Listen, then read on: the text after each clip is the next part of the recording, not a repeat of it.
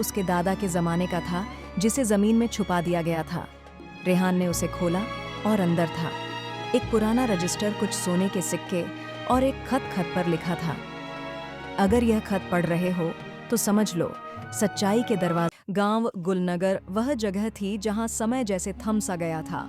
न आधुनिक दुनिया का शोर, न फैशन का नशा, बस कच्चे रास्ते, मिट्टी की खुशबू और पक्षियों की चहचहाहट। यहाँ के लोग सीधे साधे थे, अपनी जमीन, खेतों और रिश्तों से जुड़े हुए। हर दिन सूरज की पहली किरण के साथ ही गांव जाग उठता। गायें रंभाती, बच्चे खेतों की मेड़ पर खेलते और बुजुर्ग चाय की प्याली लिए बैठक में कहानियां सुनाते। यहाँ की जिंदगी शांत थी, पर शायद जरा बहुत ही शांत, क्योंकि एक दिन अचानक यह खामोशी टूट गई। दोपहर के वक्त जब सब अपने काम में मग्न थे, गांव की एकमात्र पक्की सड़क पर एक चमकदार काली कार ने दाखिल किया। उसके टायरों की आवाज गांव की सदियों पुरानी नींद में खलल डाल रही थी। कार से एक आदमी उतरा, लंबा कद, गोरा रंग, सलीके से सजे बाल और आंखों पर काले चश्मे, हाथ में एक सादा बैग और चेहरे पर गहरी गंभीरता। यह कौन है? किसके यहाँ आया है? पतलून शर्ट में लगता है शहर वाला है। लोग छिप छिप कर देखने लगे, मानो किसी अजनबी को नहीं बल्कि किसी फिल्मी हीरो को देख रहे हों। उसका नाम रेहान था। रेहान ने गांव के एक पुराने सुनसान हवेली नुमा मकान का रुख किया, जो सालों से वीरान पड़ा था। लोग कहते थे कि इस हवेली पर बुरी नज़र है, रात को साएं चलते हैं, कभी दरवाज़ा खुद ब खुद खुलता है, कभी सीढ़ियाँ छींकती हैं। लेकिन रेहान बिना डरे अंदर चला गया। यह खबर जंगल की आग की तरह फैल गई, शहर का आदमी आया है। रेहान किसी से बात नहीं करता था, बस दिन भर हवेली के अंदर रहता और रात को निकलकर चुपचाप गांव के किनारे बैठकर आसमान को ताकता। रेहान को गांव आए अभी 2 ही दिन हुए थे, मगर सारा गांव जैसे उसे पहचानने की कोशिश में लग गया था। मगर रेहान अपने ही ख्यालों में खोया रहता। वह पुरानी हवेली के आंगन में बैठकर पुरानी फाइलें देखता, दीवारों पर जमी जाले साफ करता और अक्सर लकड़ी की पुरानी मेज पर कुछ लिखता रहता। दूसरी तरफ गांव की एक लड़की थी, जुनेरा। जुनेरा उन लड़कियों में से थी जिन्हें देखकर वक्त थम जाए। बड़ी बड़ी बादामी आंखें, सांवला मगर चमकता चेहरा और एक शरारती मुस्कान जिसमें मासूमियत भी थी और चतुराई भी। वह हमेशा साइकिल पर दूध बांटने जाती और रास्ते में आधा गांव उसे देखता रहता। रेहान को लेकर जुनेरा को भी उत्सुकता थी। यह आदमी आखिर है कौन? इतना गंभीर क्यों रहता है? हंसता क्यों नहीं? एक दिन वह साइकिल पर दूध लेकर जा रही थी कि अचानक उसकी साइकिल की चेन उतर गई और संयोग से यह घटना रेहान की हवेली के सामने ही हुई।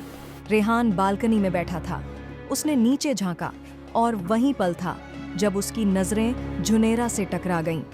जुनेरा ने सिर उठाकर उसे देखा, फिर मुस्कुराकर बोली, अरे साहब, आप शहर से आए हैं तो क्या चेन भी बैठा सकते हैं या सिर्फ चाय ही बनानी आती है? रेहान चौंका, फिर हल्का सा मुस्कुराया। शायद कई दिनों बाद वह नीचे आया और चुपचाप जुनेरा की साइकिल की चेन ठीक करने लगा। जुनेरा ने शरारत से कहा, वैसे आप बहुत खतरनाक लगते हो, लगता है जैसे फिल्मों का विलन हो। रेहान ने मुस्कुराकर जवाब दिया, और तुम फिल्मों की हीरोइन हो? जुनेरा हंस पड़ी। हीरोइन? मैं तो बस दूध वाली हूँ, चाय पीने वालों की जान। रेहान और जुनेरा की मुलाकातें बढ़ने लगीं। वे अक्सर पुरानी हवेली के बगीचे में मिलते, जहाँ जुनेरा चाय लाती और रेहान उसे अपनी पुरानी किताबों के किस्से सुनाता। जुनेरा हर बार हंसती, मगर उसकी आंखों में एक सवाल बढ़ता जा रहा था। रेहान यहाँ रह क्यों रहा है? न उसे जमीनों से दिलचस्पी, न खेती से। आखिर ये क्या ढूंढ रहा है? एक रात जब पूरा गांव गहरी नींद में था, रेहान चिराग बुझाकर हाथ में पुराना नक्शा लेकर हवेली के पीछे की जमीन की तरफ निकला। हवा में सर्दी थी और पेड़ों की छायाएं जमीन पर भूतों की तरह नाच रही थीं। रेहान ने जमीन खोदना शुरू किया। वह पसीने से तर था, मिट्टी हटाता जा रहा था और आखिरकार एक जंग लगा संदूक निकला। वह संदूक उसके दादा के जमाने का था, जिसे जमीन में छुपा दिया गया था। रेहान ने उसे खोला और अंदर था एक पुराना रजिस्टर, कुछ सोने के सिक्के और एक खत पर लिखा था, अगर यह खत पढ़ रहे हो तो समझ लो सच्चाई के दरवाजे पर हो।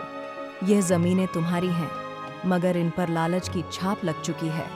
तुम्हारे दादा ने एक वादा किया था जो अब तुम्हें पूरा करना है, नहीं तो तुम भी उस साये की गिरफ्त में आ जाओगे जो हर रात इन खंडहरों में घूमता है। रेहान का चेहरा पीला पड़ गया। साया? वादा? कौन सा साया? अचानक पीछे से आवाज आई, रेहान, तुम यहाँ क्या कर रहे हो?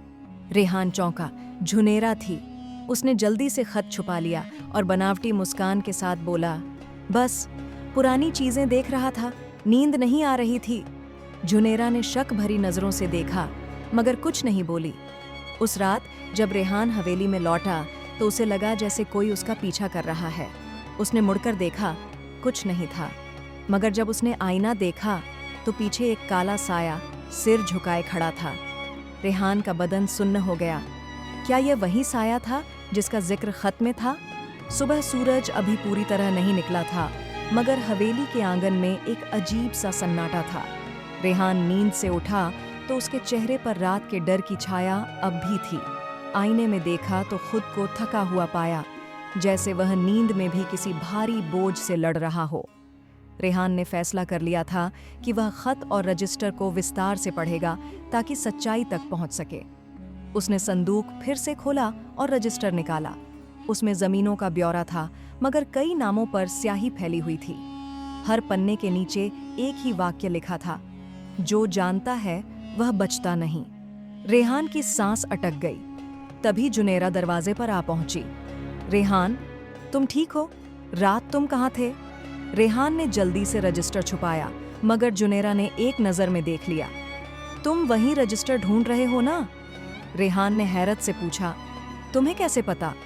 जुनेरा ने ठंडे लहजे में कहा, क्योंकि यह रजिस्टर मेरे दादा के जमाने से हमारे खानदान पर हुए जुल्म की दास्तान है।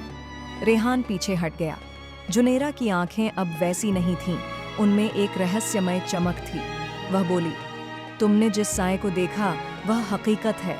यह एक वादा है जो तुम्हारे दादा और मेरे दादा के बीच हुआ था। यह जमीनें तुम्हारी नहीं, बल्कि उन सब की हैं जिनके खून से सींची गईं, और जो भी यह राज खोलता है उसे कीमत चुकानी पड़ती है। रेहान के हाथ कांपने लगे। जुनेरा, तुम हो कौन? जुनेरा ने धीरे से कहा, मैं वह हूं जो तुम्हारे साथ इस वादे को पूरा करेगी या फिर तुम्हें उस साए के हवाले कर देगी। अचानक हवेली की दीवारों से फुसफुसाहटें उठने लगीं, जैसे अनगिनत परछाइयां उनकी बातें सुन रही हों। रेहान के कदम लड़खड़ाए। जुनेरा ने उसका हाथ थाम लिया। डरो मत, मगर अब वापसी का कोई रास्ता नहीं।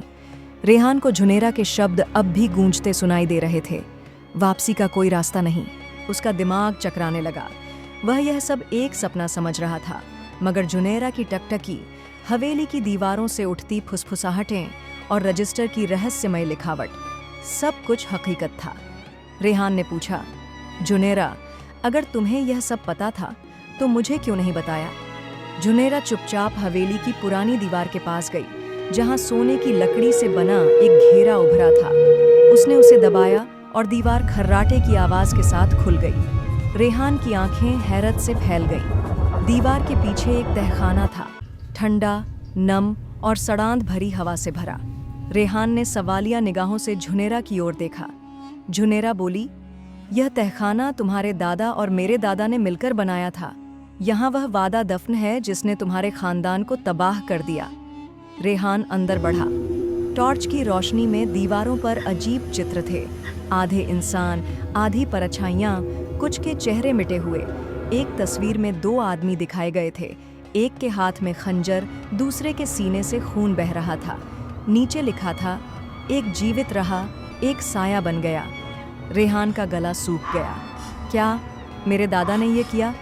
जुनेरा ने धीरे से कहा, हाँ, तुम्हारे दादा ने ताकत की भूख में मेरे दादा को धोखा दिया और वह मरकर साया बन गया, जो आज भी इस जमीन पर भटकता है।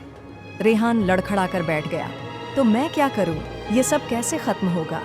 जुनेरा झुककर उसकी आंखों में देखते हुए बोली, तुम्हें वही वादा दोहराना होगा, लेकिन खून से। रेहान का दिल धड़कने लगा। किसका खून? जुनेरा ने आंखें बंद की। जो वारिस है, जो आखिरी है, तुम हो।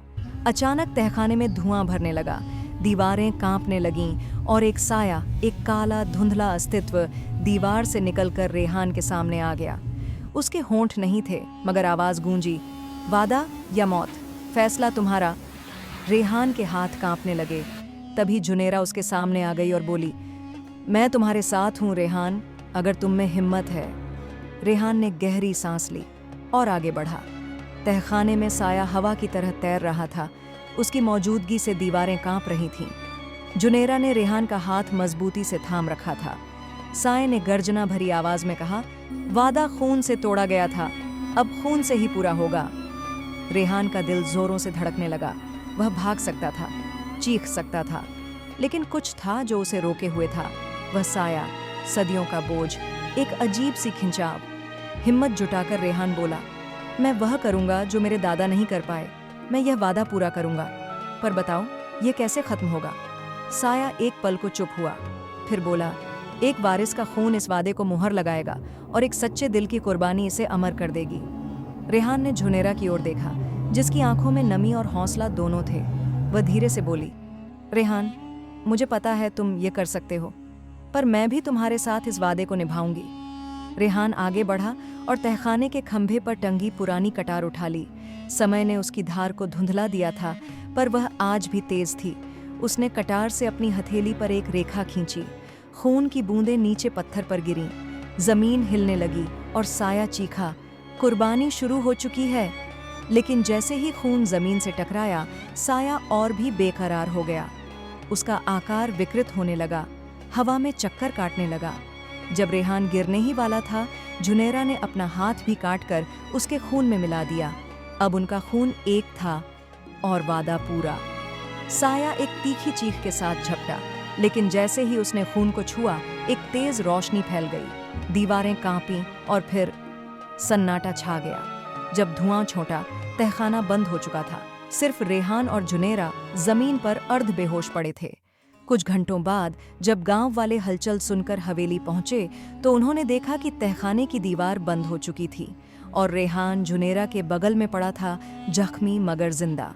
रेहान और जुनेरा जिंदगी की तरफ लौटे, मगर अब वे सिर्फ दो इंसान नहीं थे, वे कहानी के वारिस बन चुके थे। रेहान ने गांव की पुरानी हवेली को लाइब्रेरी में बदल दिया, जहां सारे बच्चे पढ़ने, सीखने और संभलने आते। जुनेरा उसकी रखवाली करने लगी।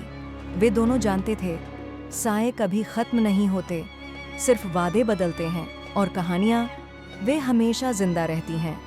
अगर कभी तुम्हें भी किसी साए की फुसफुसाहट सुनाई दे, तो गौर से सुन लेना, कोई पुराना वादा पूरा होना चाहता है।